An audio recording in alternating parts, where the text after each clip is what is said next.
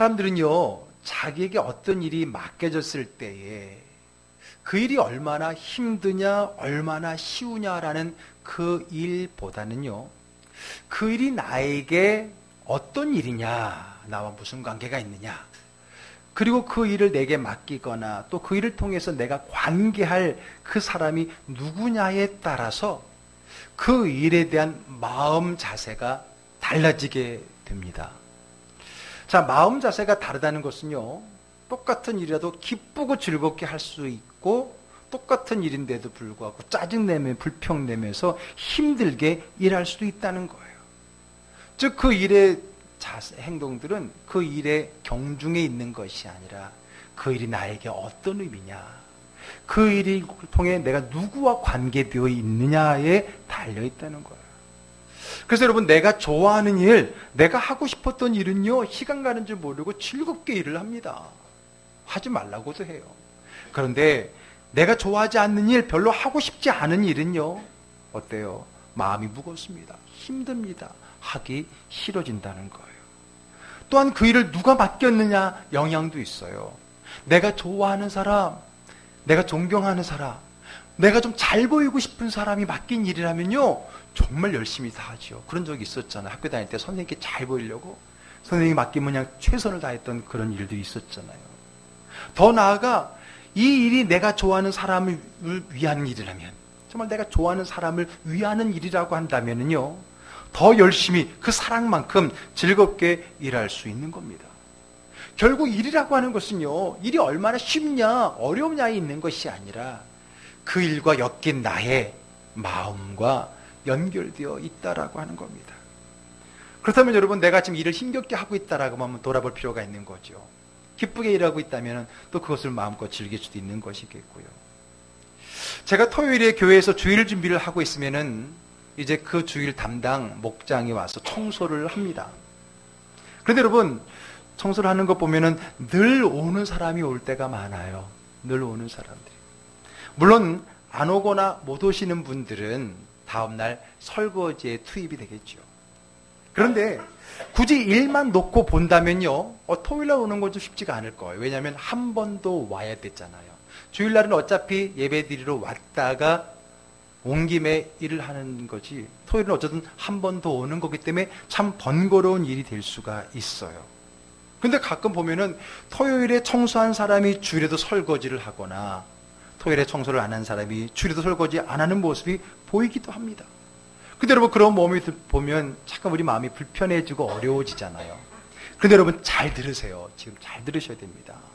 제가 지금 누구가 잘하고 있고 누가 못하고 있는가를 평가하고 있는 것이 아닙니다. 누가 치사하고 누가 억울한가를 따져주려고 그러는 게 아닙니다. 오히려 문제는 지금 그것을 가지고 누가 억울하고 누가 치사하냐, 누가 좋고 누가 나쁘냐를 가르는 그것이 문제가 된다는 거예요. 그 평가의 기준이 문제고 그런 마음을 먹고 있는 것이 더 큰 문제라고 하는 겁니다. 굳이 말씀드린다면요, 교회 일은요, 은혜 받은 사람이 하는 것이고 또 은혜 받을 사람이 하는 거예요. 교회 일은 은혜 받은 사람이 많이 하게 됐고 또 은혜를 많이 받기를 기대하고 사모하는 사람이 더 많이 할 수밖에 없는 일인 것입니다. 두 가지 표현을 했어요.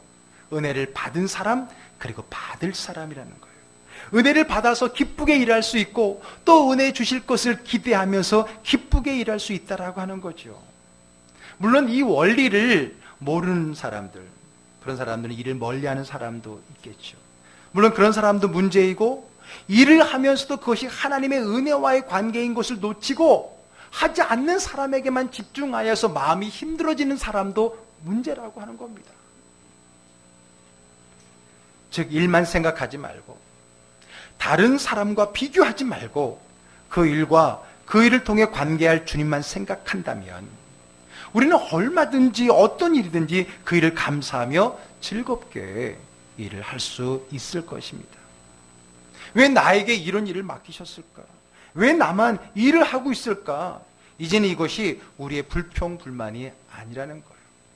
오히려 오늘 제목처럼 내가 오히려 할 수 있음에, 오히려 이 일이 내게 맡겨졌음에 감사하고 하나님 앞에 영광 돌리는 삶을 살아가기를 주의 이름으로 축복합니다. 오늘 결론을 미리 말씀드린 거예요. 그러면 어떻게 우리가 이 은혜를 깨닫고 그 은혜를 누리며 살아갈 것인가? 어떻게 오늘 말씀 제목처럼 내게 주의 일이 맡겨졌기 때문에 그 맡겨진 그 일만으로 우리가 하나님 앞에 감사할 수 있을 것이냐라는 거예요. 저는 오늘도 다니엘 기도의 이야기를 안 할 수가 없게 됐어요. 아니, 세상적으로 보면 참 희한한 일이에요. 그러나 믿음의 눈으로 보게 되면 정말 하나님의 섭리와 은혜가 아닐 수 없습니다. 저는 이번 달 설교를, 저는 알다시피 여러분 매달 설교를 미리 여러분 게시하고 매 주간의 설교 제목까지 다 게시를 합니다. 이번 11월 달에 설교, 그래서 주제와 각 주별 말씀도요, 이미 다니엘 기도 전에 계획했고 이미 게시되었었습니다. 그런데 놀랍게도 하나님은 그 주간의 설교를 앞둔 그 앞에 다니엘 기도의 강사님들을 통해서 제가 그 주간에 해야 될 그 설교에 대한 새로운 하나님의 은혜와 말씀을 주시는 것을 체험하게 됩니다. 세상적으로 보면 참 신비로운 거지만, 희한한 일이지만 믿음의 눈으로 보면 정말 하나님의 놀라운 섭리가 아닐 수 없는 거예요.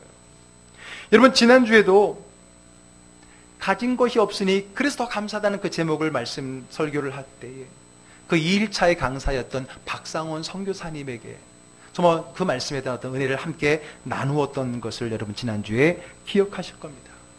그리고 이제 오늘 두 번째 주, 오늘 이 말씀을 앞두고 있는 이 지난 주간에 특별히 8일차, 오늘 찬양을 인도하는 우리 인도 집사님도 그분을 잠깐 언급했지만은 그 8일차 강사였던 김관성 목사님을 통해서 오늘 말씀에 대한 더 핵심적인 은혜를 이미 우리에게 주신 것을 보고 제가 얼마나 깜짝 놀래고, 내가 한 것 같지만 결국은 하나님이 계획하시고 하나님이 이끌어 가신다는 것을 다시 한번 체험할 수 있는 그런 기회였었습니다. 너희가 계획하는 것 같지만 다 하나님이 인도하신다. 그 잠언의 말씀이 우리가 그만큼 깨달고 느껴지는 한 주간이었다는 겁니다. 자, 여러분 그 간증을 들어봤죠? 다른 들어보신 분들, 안 들어보시면 꼭 유튜브로 들어보세요.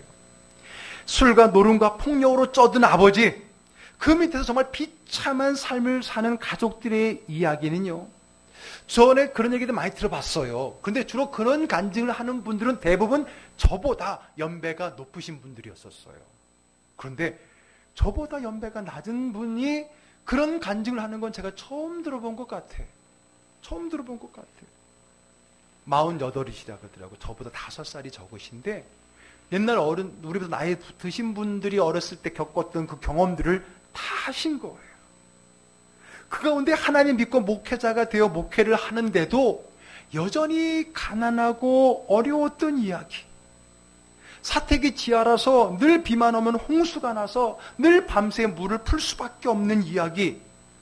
지하 사택에 화장실이 없어서 1층 교회 공동 화장실로 가야만 했던 이야기. 그래서 요강을 만들어 사용했다는 간증의, 이게 옛날 이야기가 아니라 저와 같은 세대의 사람이잖아요. 5살 적으면.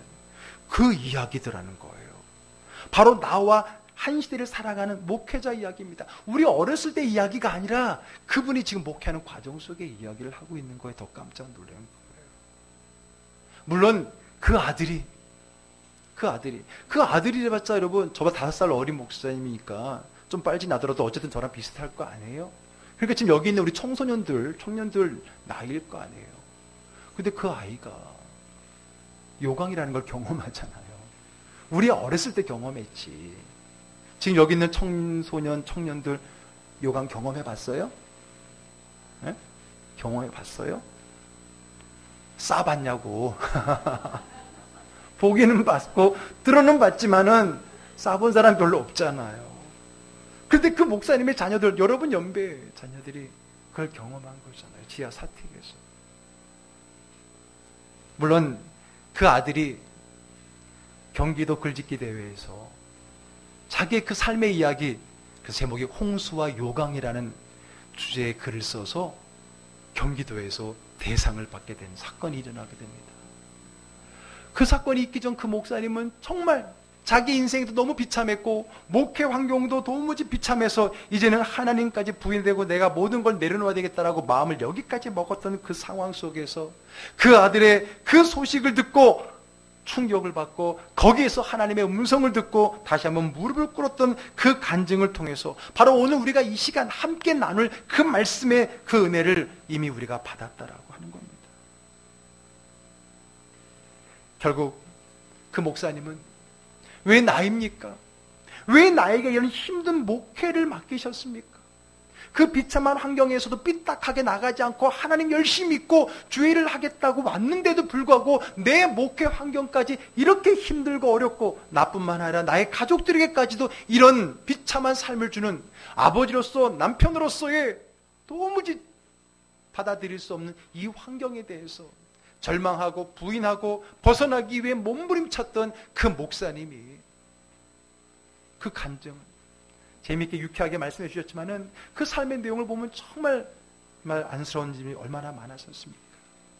왜 나도 이렇게 비참해야 됩니까? 왜 내 삶은 이래야만 됩니까? 라는 그 울부짖음에 대해서 이제 모든 것을 다 때려치우고 주님 일이 아닌 내 일을 하며 살아가야 되겠다라고 결단했던 그에게 그 아들의 글짓기 그 사건을 통해서 하나님은 깨달음을 주셨던 겁니다.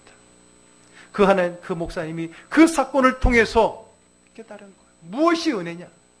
더 나은 삶을 기대하는 게 믿음이고 그 더 나은 삶을 쟁취하는 게 은혜고 그게 복이냐? 그동안 그렇게 생각했다는 거예요. 그동안 그렇게 생각했기 때문에 아직은 복이 아니고 아직은 은혜가 아니고 아직은 과정이라고만 생각했던 그 목사님이 그 사건을 통해서 아니구나, 여기가 오늘 찬양 인도할 때도 정리해 준 것처럼 지금 이 자리가 역전이고 지금 이 자리가 하나님의 기적이고 은혜구나라는 것을 깨닫게 되었다는 거예요. 이번 달 우리의 주제, 그래도 감사. 부족하지만 앞으로 더 잘 될 것을 기대하면서 감사하는 감사가 아니라 오늘 이 낮은 자리, 힘들고 어렵고 없는 이 자리가 이것이 나에게 은혜입니다 라고 고백하는 그 믿음이 그분에게 생겼다라는 겁니다. 이것이 은혜구나. 이 자리가 은혜구나. 더 나아질 희망이 은혜가 아니라 이 힘든 사역의 자리가 은혜구나라는 것을 깨달으면서 회개하면서 새로운 목회의 시작을 갖게 되었다라고 간증했을 때 같은 목회자로서 어디 그 일이 목회 일이기만 뿐만이겠습니까? 아마 간증을 들은 모든 분들도 다 동일한 은혜를 깨달은 줄로 믿습니다. 오늘 그 은혜가 오늘 이 말씀의 자리에 함께 연결이 된다고 생각합니다. 목회는 주님의 일이고 주님의 일을 위한 일인데 그 일로만을 볼 때 좋은 일이 되고 힘든 일이 되기도 합니다. 그 일로만 보면은요, 아무리 목회라도 그 일로만 보면은 왜 아니겠어요? 왜 아니겠어요? 저 같아도 그랬겠죠. 더 좋은 일로 되지 않을 때 실망하고 절망하고 포기하는 거, 이거는 모두의 마음입니다.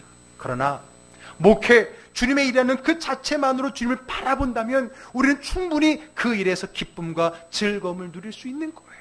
내가 주의 일을 한다라는 그것만을 가지고는 우리 충분히 그 일 속에서 기쁨과 즐거움과 감사를 누릴 수 있는데, 그런데 주님을 위한 그 일에 주님이 빠져버리고 일만 남다 보면은 우리는 좌절하고 넘어지게 되는 겁니다.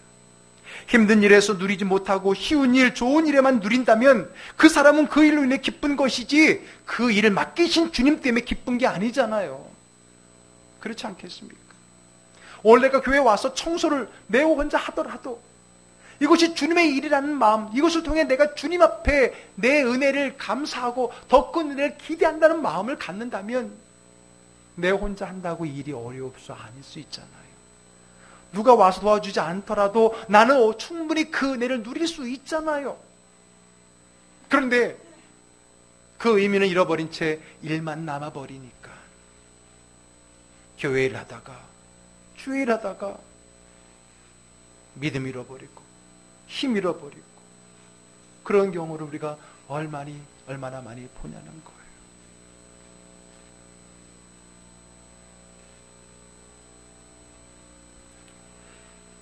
그게 어디 목회뿐이겠습니까? 간증을 하신 분이 목사님이기 때문에 목회일이었죠. 우리 삶도 마찬가지입니다.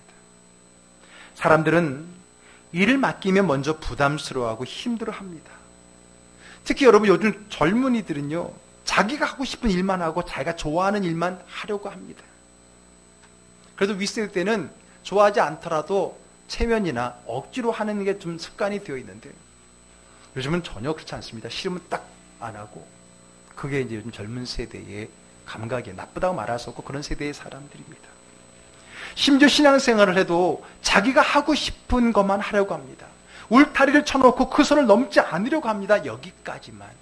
아무리 목사님이 은혜롭게 설교를 해도 여기까지만. 울타리를 쳐서 넘어가지 않는 경우가 얼마나 많은지 몰라요. 그래서 대부분의 성도님들은 큰 교회를 선호합니다. 왜? 부담이 덜하거든.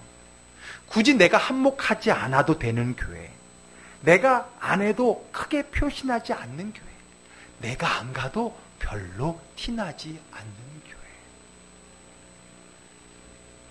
그래서 늘 작은 교회는 그들의 선호도에 의해서 밀립니다. 이사를 가서 교회를 정하면 먼저 좋은 큰 교회들을 다녀보고 정하지, 구석구석 다 다녀보고 정하는 사람 거의 못 봤어요. 그래요. 저도 개척을 해갖고요, 정말 가족밖에 없을 때 어쩌다가 한 사람 딱 들어오면요, 얼마나 신이 납니까? 주여 한 영혼 보내셨는데 이 한 편의 설교로 저 마음을 완전히 녹여놓겠습니다 하는 마음을 가지고 열정을 다해 설교를 하고 축도를 딱 끝나면 사라져버렸어요. 부담돼. 축도 끝나고 목사님 인사하면서 뭐 누구냐, 어디서 왔냐, 뭐 그럴까봐 차마 설교 시간에는 못 도망가고 마지막 기도 시간에 도망가 버리는 성도들도 얼마나 많았는지 몰라요. 아니 실제로 어떤 분은요 얘기해요. 부담된대요. 내가 뭐 부담 준 것도 아니고 내가 뭐 한몫하란 말도 안 했어. 그냥 은혜 받으라고만 했어. 그런데 부담된대. 부담된대.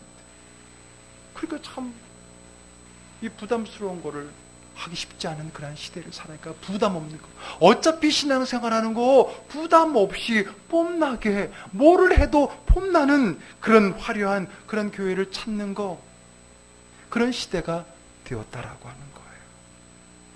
내가 하고 싶을 때 하고 하기 싫으면 안 하는 그런 교회. 여러분, 우리는 감사의 달인 11월, 그래도 감사가 아닌 그래서 더 감사의 말씀을 나누고 있어요.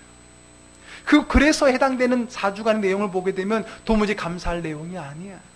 그나마 그래도 감사하는 게 믿음이었었던 우리들이 이제는 오히려 그래서 더 감사하자는 믿음의 수준을 높이고 있는 거예요. 지금 이 자리, 힘들고 어렵고 부족한 이 자리가 바로 다름 아닌 은혜와 감사의 자리라는 거예요. 조금만 버티면은 감사가 올 거라가 아닌 게 아니라 지금 이 자리가 감사와 은혜의 자리라는 말을 선포하고 있는 겁니다.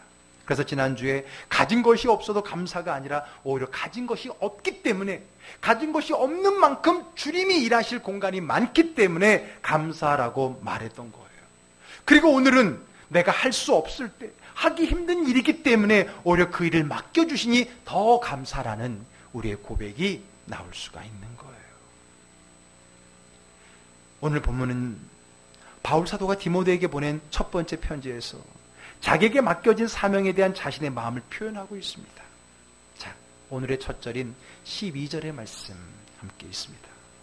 나를 능하게 하신 그리스도 예수, 우리 주께 내가 감사함은 나를 충성되이 여겨 내게 직분을 맡기심이니. 네. 자, 오늘 보세요.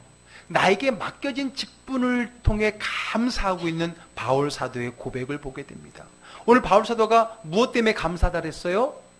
나에게 직분을 맡겨주셔서 내가 감사하다 그랬어요. 그럼 여러분, 바울 사도가 맡은 직분, 바울 사도에게 주신 직분은 무슨 직분이에요?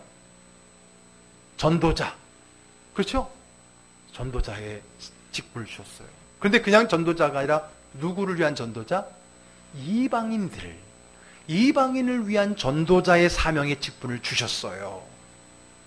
야, 그러니까 감사할 만하다. 야, 이제 해외 선교사네? 야, 비행기 많이 타보겠다. 야, 해외도 많이 가겠다. 여러분, 선교사들 그런 눈으로 바라보나요?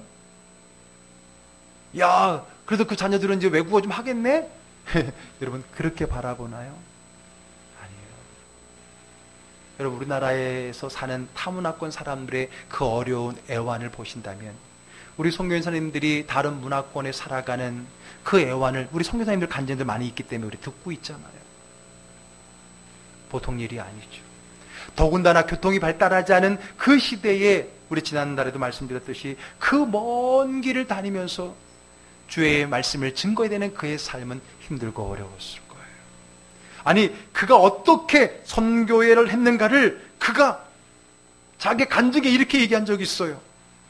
내가 수고를 넘치도록 옥에 갇히기도 더 많이 하고 매도 수없이 맞고 여러 번 죽을 뻔하였으니 유대인들에게 40에서 하나 감한 매를 5번이나 맞았으며 3번 태장으로 맞고 1번 돌로 맞고 3번 파선하고 일주야를 깊은 바다에서 지냈으며 여러 번 여행하면서 강의 위험, 강도의 위험, 동족의 위험, 이방인의 위험과 시내의 위험, 광야의 위험, 바다의 위험과 거짓 형제 중에 위험을 당하고 또 수고하며 애쓰고 여러 번 자지 못하고 줄이며 목마르고 여러 번 굶고 춥고 헐벗었노라. 이게 그 사명의 길이었어요. 그게 그의 직분이었어요. 근데 그 일을 한 그가 감사했다는 거예요. 하나님, 내가 해외 선교사가 돼서 제가 이렇게 막 비행기 타고 해외에도 여행도 다니고 그 감사가 내가 이렇게 해외를 다니면서 이방인들에게 멸시를 받고 배를 타고 가다가 파선에서 죽을 뻔 고비를 맞고 돌로 맞아 죽을 맞고 태형 매를 때린 돌을 맞았고 수많은 죽음의 위기에 놓였던 그의 직분을 경험하고서 하는 말이 감사합니다. 내게 이런 직분을 주셔서 감사합니다는 거예요. 이해가 돼요? 우리는 혼자 청소할 때마다 술술 그렇게 만약에 맨날 청소는 나만 하는 것 같고 말이야. 맨날 어떻게 우리 목장은 맨날 우리만 하는 것 같고 말이야. 그러면서 했었는데 오늘 이 바울사들 보세요. 늘 맞고 야 차라리 그나마 국내에서 있는 사람보다 더 힘들고 어려운 삶의 환경 속에서 마지막에는 목배임을 받아 죽게 되는 그 환경에 그 자기의 직분을 오히려 감사할 수 있는 이유가 뭐였냐는 거예요. 어떻게 그는 그 험한 그 일을 감사하고 즐길 수 있었느냐? 쉬운 일이 아니잖아요. 왜 그랬을까요? 13절 읽겠습니다. 내가 전에는 비방자요, 박해자요, 폭행자였으나 도리어 긍휼을 입은 것은 내가 믿지 아니할 때 알지 못하고 행하였습니다. 아하, 왜 그런 거예요? 내가 전에는 예수 믿기 전에는 비방자, 누구를? 예수 믿는 사람을 비방하고 박해하고 폭행했던 사람이었다는 거예요. 그런데 내가 어떻게 했다는 거예요? 하나님께 긍휼을 입었어요. 그렇게 하나님을 공격했으면 하나님으로부터 공격을 받아서 내가 멸망하고 죽어야 되는데 그런 하나님께 내가 도리어 긍휼을 입었다는 그 사실을 생각했을 때 그 은혜에 감사하여 그분을 위한 일을 기쁘게 감당할 수 있다라는 고백을 하고 있는 거예요. 15절 읽어볼게요. 밑보다 모든 사람이 받을 만한 이 말이요 그리스도 예수께서 죄인을 구원하시려고 세상에 임하셨다 하였도다. 죄인 중에 내가 괴순이라. 내가 그냥 죄인이 아니라 죄인 중에 뭐라고요? 괴수라는 거예요. 죄인 중에 우두머리라는 거예요. 가장 악질이었다는 거예요. 그럼 내가 지금 하나님 앞에 벌받아도 저 지옥의 제일 밑바닥에 가도 부족한 나를 하나님이 택하시고 긍휼을 입혀주셨다는 그 은혜의 구원의 감격이 그분의 일을 하는 일에 있어서 이렇게 기쁘게 일할 수 있었던 겁니다. 16절 읽어볼게요. 그러나 내가 긍휼을 입은 까닭은 예수 그리스도께서 내게 먼저 일체 오래 참으심을 보이사 후에 주를 믿어 영생 얻는 자들에게 본이 되게 하려 하심이라. 긍휼을 입었다는 거예요. 긍휼을 입었다는 거예요. 자, 그럼 여러분 잘 보세요. 아까 분명히 우리가 처음에 정리했어요. 일이 힘들고 어려움, 그 일의 경중 때문에 우리가 일이 힘들거나 쉬운 게 아니라 그 일에 대한 나의 마음이 중요하다고 했어요. 그 일이 내가 어떤 마음으로 하느냐, 어떤 관련이 있느냐, 내가 그 일을 왜 하느냐, 또 그 일이 누가 내게 맡긴 일이냐에 따라서 우리는 경중에 상관없이 기쁘게도 할 수 있고 힘들게도 할 수 있다 그랬어요. 그런데 오늘 바울 사도가 누가 봐도 그 힘든 일을 기쁘게 감사함으로 할 수 있었던 첫 번째 이유가 뭐라고요? 긍휼을 입었다는 거예요. 혜택을 받았다는 거예요. 하나님께. 여러분, 누군가가 나에게 큰 혜택을 주었다면 그를 위해서 작은 일을 하나 봉사하는 게 기쁠 수 있잖아요. 근데 그 긍휼이 그냥 간단한 긍휼이 아니라 죽음의 수밖에 없는 나를 살리는 일이라 생각해 보세요. 내가 그를 위해 평생 헌신할 수 있지 않겠어요? 그런 마음에 기쁨이 오늘 우리가 하는 일을 힘들지 않고 기쁘고 감사하게 할 수 있다는 거예요. 이런 나를 구원해 주시고 사명을 맡겨주신 것만으로도 긍휼을 인해서 감사하십니다. 여러분, 우리 예수님께서 여러분들을 위해서 십자가에 죽으시고 여러분들을 구원해 주신 것을 믿습니까? 그렇다면 우리는 그 주님의 일을 하는 일에 있어서 우리는 어떤 일을 맡기든 기쁘고 감사하게 할 수 있는 거잖아요. 그렇죠. 듣고 보니 그렇죠. 그런데 어때요? 그런 일조차도 주님이 빠져버리면, 주님에 대한 이야기가 빠져버리면 힘들게 되는 거예요. 어렵게 되는 거고요. 투정 부리게 되는 거고요. 억울하게 되는 거예요. 두 번째는요. 다시 12절을 보는데 우리 좀 더 좀 순화된 번역으로 볼게요. 새 번역 성경으로 자막에 뜨는 거 한번 읽어볼게요. 나는 나에게 능력을 주셔서 내가 맡은 일을 하게 하시는 그리스도 예수 우리 주님께 감사합니다. 그것은 주님께서 나를 신실하게 여기셔서 그분을 섬기는 이 직분을 맡겨주셨기 때문입니다. 아멘. 나에게 무엇을 주셔서? 능력을 주셨다는 거예요. 그냥 직분을 주신 게 아닙니다. 뭘 주셨어요? 그 직분을 감당할 능력을 주신 거예요. 그렇기 때문에 우리가 이 일을 기쁘게 할 수 있는 거예요. 우리가 왜 일을 기쁘게 못하는지 아세요? 힘에 부치기 때문에 그렇습니다. 아니면 이걸 나 혼자 하라. 나 할 수 없는 일을 왜 맡기는 거야? 그럼 불평하게 되고 힘들잖아요. 그러나 여러분, 착각하지 마세요.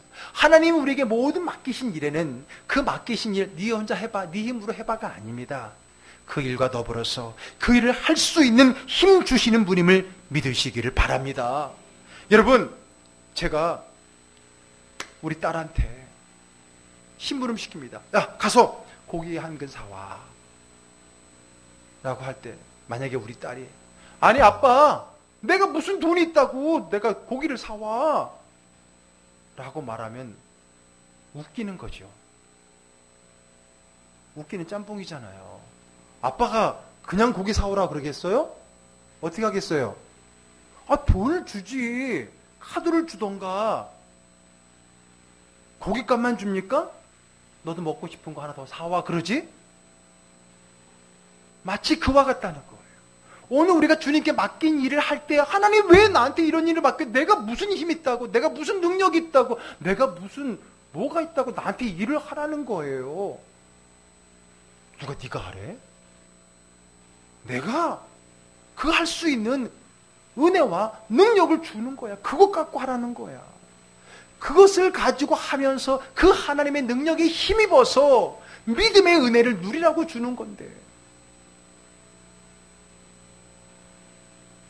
내게 능력 주셔서 내가 맡은 일을 하게 하시는 그리스도입니다. 아멘. 왜 우리가 아무리 힘들고 어려운 일이라도 그 일을 맡겼을 때 감사해야 되느냐? 첫 번째는 나를 구원하신 긍휼을 인해 감사하고 두 번째는 하나님이 그 일을 감당할 힘을 주시기 때문인 거예요. 힘을 주시기 때문인 거예요. 빌립보서 4장 13절 우리 빌사일삼이라고 많이 외웠죠. 다 같이 읽어볼까요? 내게 능력 주시는 자 안에서 내가 모든 것을 할 수 있느니라. 누가 네 능력으로 하래?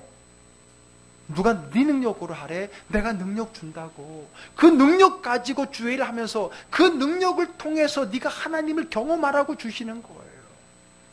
그러면 하나님의 능력 갖고 하나님이 하시지 왜 나에게 하냐고요? 그 하나님의 능력에 힘입어서 그 일을 하면서 내가 하나님을 만나고 하나님을 경험하고 거기에서 은혜와 복을 받기 때문인 것입니다. 아멘. 내가 할 수 있지.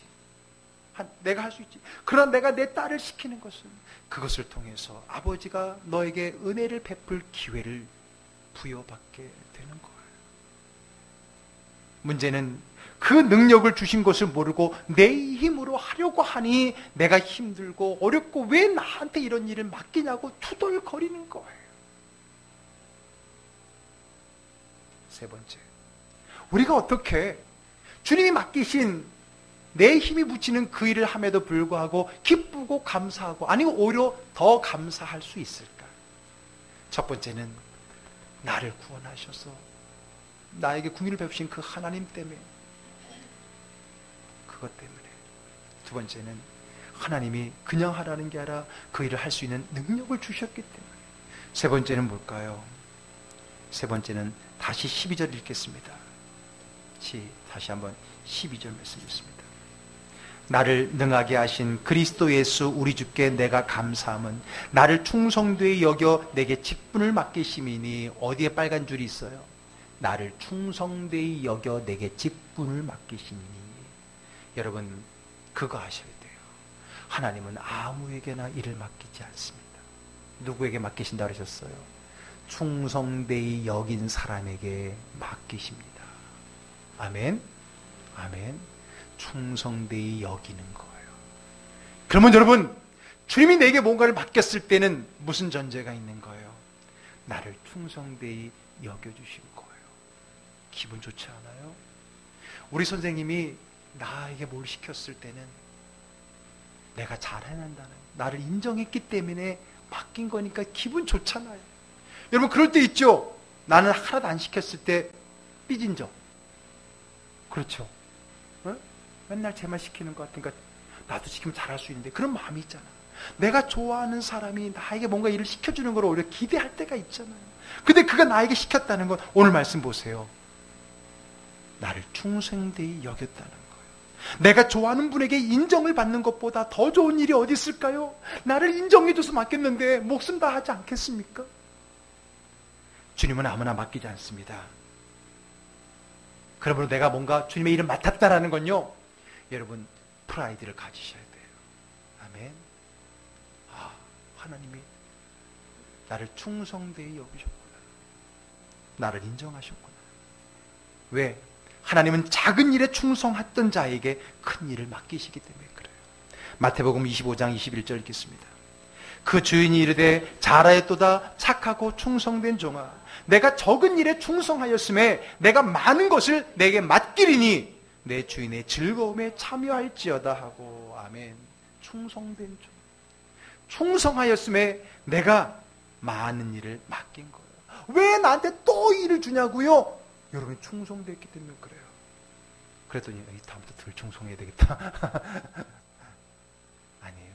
그 충성된 일을 맡기고 그 충성된 일을 감당했을 때 어떻게 해요? 주인의 즐거움, 하나님의 기쁨에, 천국의 기쁨에 우리가 참여할 수 있게 되는 거예요. 여러분, 오늘 우리가 하나님께서 내게 임무를 맡기셨다라는 것 때문에, 그래서 특히 어렵고 힘든 임무를 맡기셨을 때, 사명을 맡기셨을 때, 사역을 맡기셨을 때, 그래서 감사하자 그랬어요. 전에는 그래도 감사할 이유가 뭐냐면, 이거 잘하면 복 주시겠지라는 기대감 때문이었어요. 그런데 이번에는 다르다 그랬죠. 왜 감사하냐? 이미 감사하는 거예요.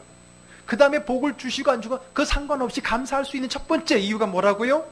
하나님이 죄인 중에 괴수인 나를 구원하고 긍휼로 이 자리에 만들었다는 거예요. 생각해 보세요. 하나님을 배반했던 그를 하나님의 일을 하는 사도로 맡겨주셨다.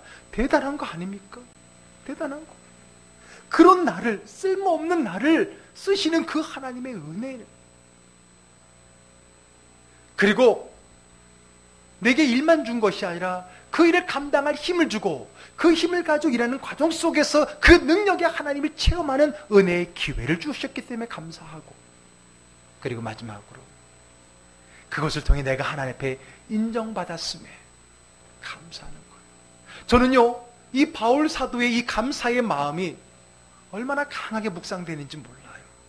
지난번에 김관성 목사님의 그 간증을 듣고 다시 이 말씀을 묵상하는 가운데, 이야, 너무 힘들다 어렵다라고 했던 그 상황들이 오히려 감사하다는 거예요. 와, 하나님이 나를 인정했기 때문에 지금 이 환경을 나에게 맡기신 거구나. 인정받은 자의 기쁨이 있는 거예요. 할렐루야. 할렐루야. 어떤 분들이 그러더라고요. 우리 교회는 정말 독특한 분들이 많이 오신대요. 내가 보기엔 아닌 것 같은데. 근데 여러분, 어떻게 보면요, 저에게는 기쁘고 즐거운 이야기예요. 여러분 보세요. 가장 다루기 힘든 그 영혼이 있다면 누구한테 보낼까? 아무한테 보내지 않잖아요. 믿을만 하고, 이 사람한테 보내면 좀 안심이 되겠다 하는 사람한테 보내지 않겠어요? 그러므로 여러분, 우리 즐거운 교회에, 죄송합니다, 여러분 다 정상이라고 생각하고 계신 거 알고 있어요. 네, 정상인 거 알고 있어요. 항상 모든 사람은 다 자기가 정상이거든. 그런데 여러분, 나만 정상이고 다른 사람 다 이상해 보이거든요. 혹여나 그런 분이 우리 교회에 있다 하더라도 여러분 기뻐하세요. 우리 교회니까 받아주세요. 곡해하지 마세요. 이게 좀 잘못 전달되게 되면 좀 그럴 수 있는데, 그렇구나. 여러분도 생각해 보세요. 여러분의 가정과 여러분의 일을 보세요. 야, 그러니까 하나님 그나마 나를 인정해 주셔서, 나를 충성되이 여기셔서 나에게 이 일을 맡기셨구나. 야, 이 일을 저 사람한테 했으면 못했을 텐데. 그렇지.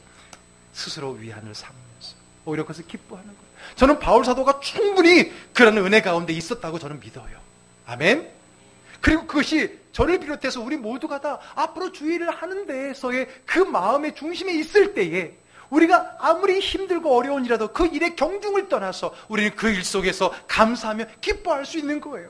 더 나은 일을 기대하는 것이 아니라 그 속에서 만족하며 그 속에서 하나님이 내게 주신 그 은혜를 기대하며 살아갈 수 있는 우리의 믿음의 자세가 이번 주를 통해, 이 말씀을 통해 우리가 갖추어질 때, 우리는 앞으로 주의 어떤 일을 주시든 어떤 일 가운데 있든 우리는 낙심하고 절망하고 포기하고 힘들어하지 아니하고 주님의 충만한 은혜 가운데 감격하며 감사하며 주의 은혜 가운데 거하게 될 줄로 믿습니다. 그 은혜를 함께 누리는 저와 여러분 되기를 주의 이름으로 축복합니다. 기도하겠습니다.